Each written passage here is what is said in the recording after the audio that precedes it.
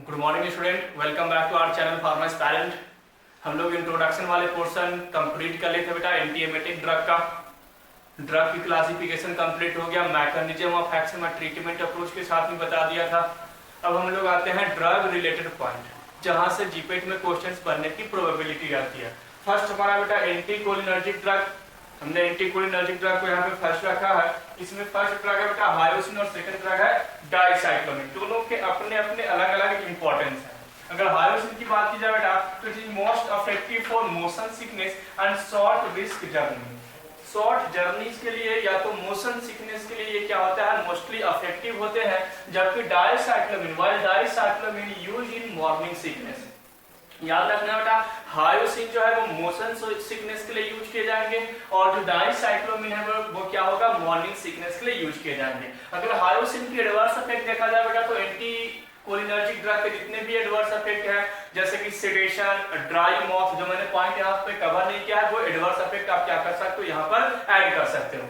Second है बेटा motion sickness. एक मैं छोटा सा आपको एक पॉइंट बता रहा हूँ कि अगर मोशन सिकनेस किसी पेशेंट को है तो उस केस में फर्स्ट चॉइस ड्रग में हम एंटीकोलिनर्जिक और एंटी हिस्टामिनिक ड्रग देंगे। एंटीएमेटिक ड्रग में एंटीकोलिनर्जिक और एंटी हिस्टामिनिक ड्रग जो है वो फर्स्ट चॉइस ड्रग है किसके लिए, मोशन सिकनेस के लिए, और उस केस में second choice drug D2 blocker और 5-HT3 एंटागोनिस्ट देंगे। यानी ये जो ड्रग जो है वो लेस इफेक्टिव है मोशन सिकनेस के लिए as compare to anticholinergic and antihistaminic drug. तो ये पॉइंट आपको याद रखना है कि मोशन सिकनेस से अगर क्वेश्चन आता है तो वहां पर आपको याद रखना है कि एंटीकोलिनर्जिक या तो एंटी हिस्टामिनिक ड्रग कैटेगरी के ही ड्रग क्या होंगे, यूज होंगे mostly.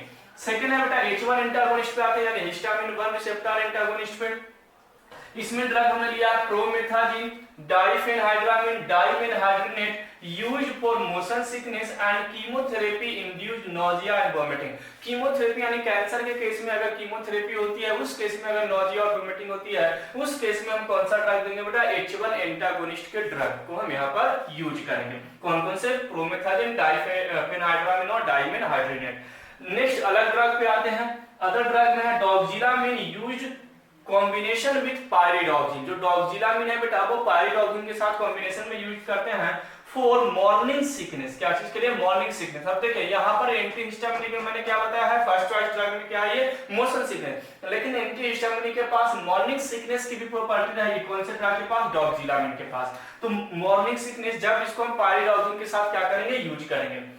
Drowsiness, dry mouth, vertigo, abdominal upset में सीन एज एडवर्स इफेक्ट। यहाँ पे वही एडवर्स इफेक्ट देखने को मिलेगा, sadness, dry mouth, vertigo, drowsiness, ये सब आपको क्या देखने को मिलेगा बेटा, एडवर्स इफेक्ट देखने को मिल सकता है डॉक्सिलामिन के साथ। Meclozine used in a sea sickness के केस में, पॉइंट को याद रखना, सी सिकनेस के केस में हम कौन सा ड्रग यूज करेंगे बेटा, मेक्लोजिन और cinnarizine used in vertigo and motion sickness. जो सिनेरेजिन है वो वर्टिगो और मोशन सिकनेस के केस में क्या होता है बेटा, यूज होता है। बहुत ही छोटे छोटे पॉइंट है जो आपको याद रखने हैं। कॉन्सेप्ट मैंने पहले ही बता रखा, पहली वाली क्लास में क्लियर कर दिया था, तो यहाँ से ज्यादा कॉन्सेप्ट है नहीं। ये जो ड्रग है बेटा प्रोमेथाजिन, डाइफेनहाइड्रामिन और डाइमेनहाइड्रिनेट, ये मोशन सिकनेस के लिए यूज किए जाते हैं।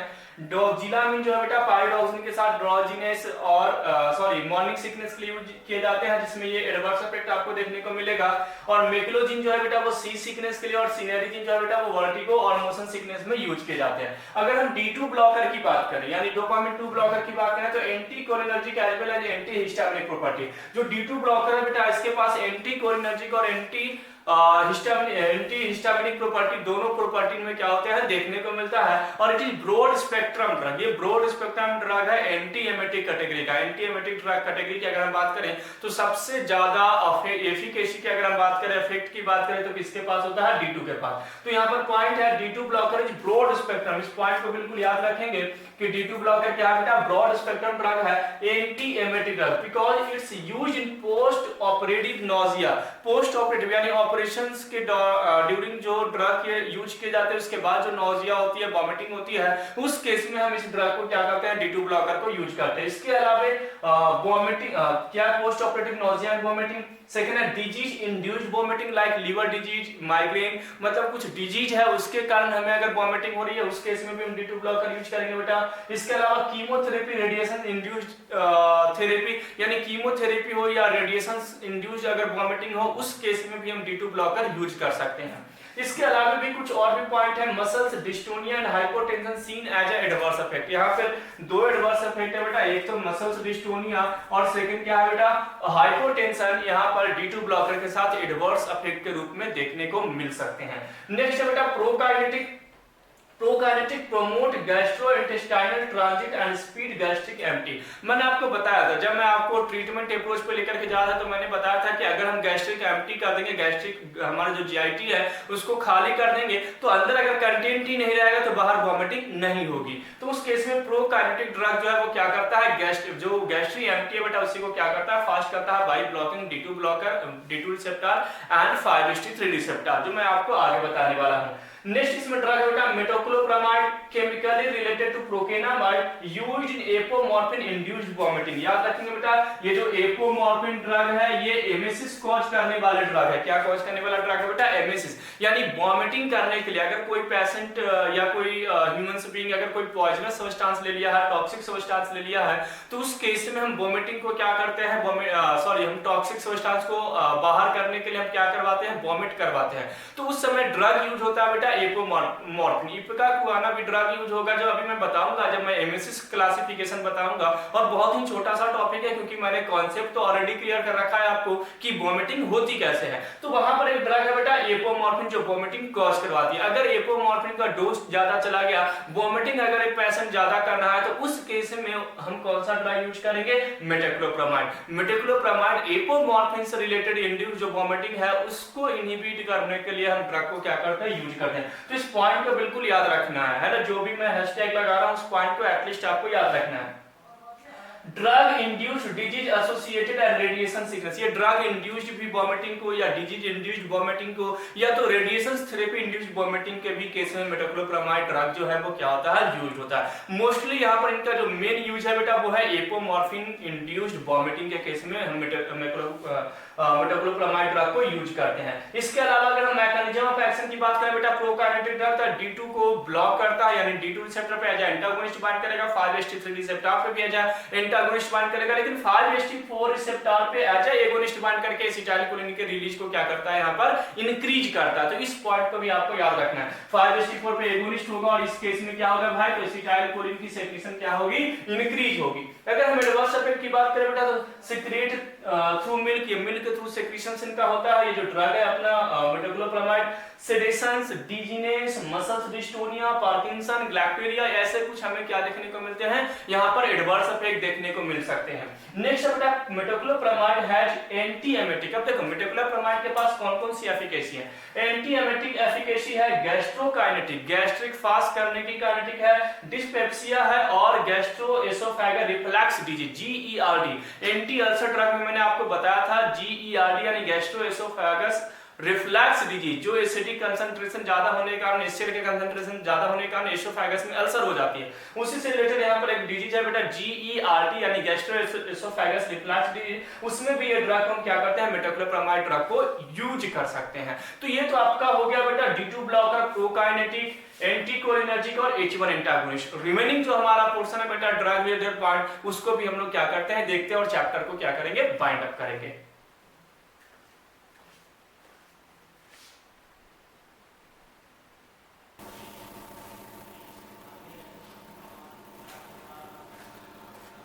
चलिए तो अब नेक्स्ट सेगमेंट पे आते हैं, 5-HT3 एंटागोनिस्ट यानी सेरोटोनिन 3 रिसेप्टर एंटागोनिस्ट पे जो ड्रग बाइंड करने वाले हैं बेटा, उस ड्रग की बात कर लेते हैं। यहाँ पर मोस्टली हमें जो ड्रग पढ़ना है बेटा वो है ondansetron. Ondansetron used in chemotherapy, radiotherapy induced vomiting. जो कैंसर्स के केस में जो ट्रीटमेंट होता है कीमोथेरेपी या तो रेडियोथेरेपी, उसके कारण जो वॉमिटिंग होती है बेटा, उस वॉमिटिंग्स के केस में हम क्या करते हैं, ऑन्डेनसेंट्रोन ड्रग को यूज करते हैं।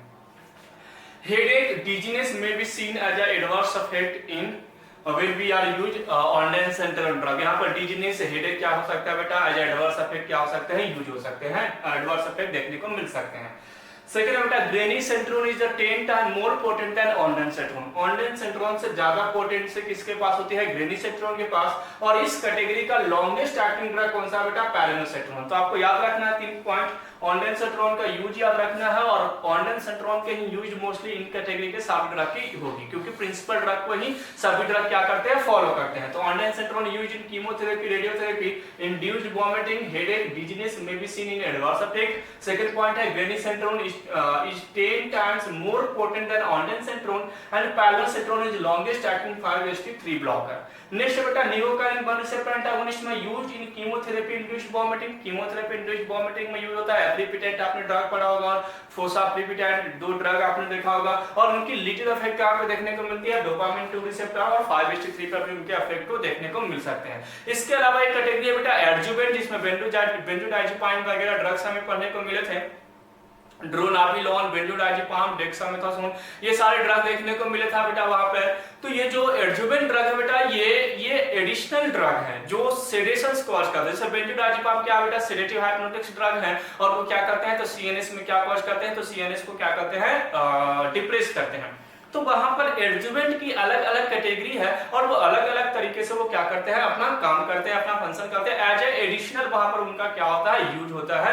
ये हमारा क्या कंप्लीट हो गया बेटा, एंटी एमेटिक ड्रग की ड्रग रिलेटेड पॉइंट। मैं आपको बता दूं कि ड्रग रिलेटेड पॉइंट है, मैंने मैकेनिज्म ऑफ एक्शन कवर नहीं किया है। मैकेनिज्म ऑफ एक्शन अगर आप समझना चाहते हो तो जो पार्ट 2 मैंने वीडियो बनाया है बेटा एंटी एमेटिक ड्रग का, उसमें मैंने पूरी ट्रीटमेंट अप्रोच, पूरी मैकेनिज्म पे ही बात किया है, और उसको अगर आप अच्छे से देख लोगे तो मैकेनिज्म ऑफ एक्शन जो है बेटा वो सारे ड्रग की क्या हो जाएगी, कंप्लीट हो जाएगी। मैंने वहां पे बहुत ही डिटेल में उसकी डिस्क्रिप्शन भी दिया है। जब अब हम लोग आएंगे बेटा एमेटिक्स ड्रग पे, यानी वॉमिटिंग कॉज करने वाले ड्रग पे आएंगे, तो वॉमिटिंग कॉज करने वाले पे भी मैं फिजियोलॉजी पे नहीं जाऊंगा कि वॉमिटिंग कैसे होती है। वॉमिटिंग के लिए मैंने आपको ऑलरेडी बता रखा है कि मेडुला ऑब्लंगेटा जो है वहां पर सीटीजेड यानी कीमोरिसेप्टर ट्रिगर जोन और एनटीएस यानी न्यूक्लियस ट्रैक्टर सॉलिटोरियस, ये दोनों एक्टिवेट होकर के डिफरेंट टाइप ऑफ रिसेप्टर वहां पे प्रेजेंट है, जैसे मस्कुलिनिक रिसेप्टर है, हिस्टामिनिक रिसेप्टर है, सेरोटोनिनर्जिक रिसेप्टर है, डोपामिनर्जिक रिसेप्टर है, इसके अलावा न्यूरोकाइनिन रिसेप्टर है। ये सारे रिसेप्टर मिलकर के क्या करते हैं, उनको एक्टिवेट करते हैं। उसके बाद वो क्या करते हैं, वॉमिटिंग कॉज करने के लिए रिस्पांसिबल होते हैं।